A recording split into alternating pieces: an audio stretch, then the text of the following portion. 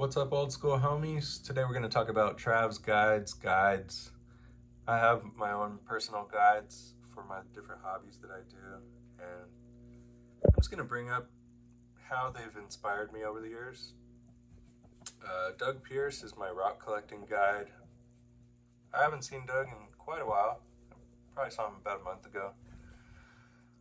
I used to hang out with Doug all the time when he lived a little bit closer. Now he lives in Upland. It's a little bit closer to the mountain, and I don't get to go down there as much, but when I do, I still, check out all of the rocks in the whole entire shop and ask them questions about everything. And that's really all I've ever needed to do. You just go into the shop and you look at all of the products. I mean, buy something sometimes. I've bought like one of everything, but I would typically bring in my finds too. I would try to get them to be impressed. Like try to get them to be like, wow, that's amazing. That's what you're trying to get at. You're trying to impress your guide. You know, if the guide's excited about what you're talking about, they know what's exciting. So Doug's been rock collecting for over 30 years. I've been collecting for about 15 years. And that's the difference. He's collected double the amount of time that I have, which means double the amount of knowledge. You might not think so, but I know so. I've seen that guy identify all kinds of stuff, anything. It comes through the door, he can identify it 99% of the time. That's hard, especially for a rock collector. I mean, my brother's in another state right now sending me a whole bunch of pictures of rocks, and I'm explaining to him each and every rock what they are.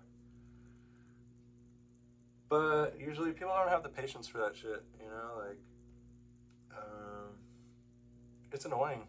I noticed that I annoy people by like just standing around asking too many questions, so I don't. Like, I'll ask the one, maybe two questions about rocks. I won't ask them about every single rock.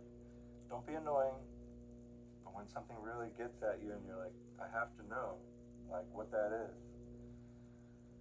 then get them to explain it to you.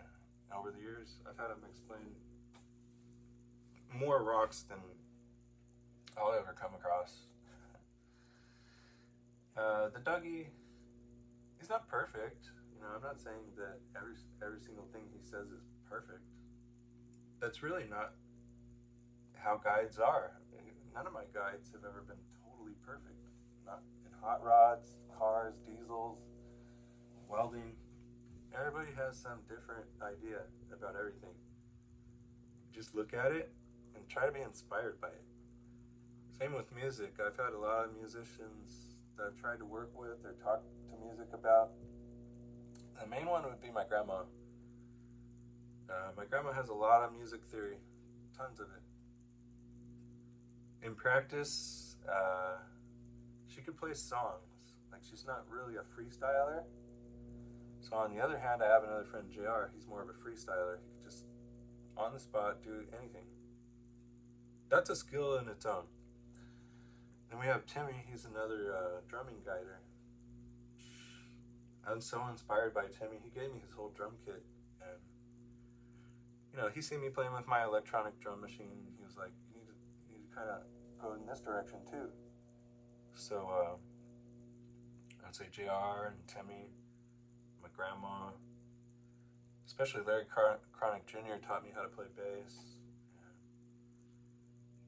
More importantly, he taught me how to not play bass, how to not mess it up.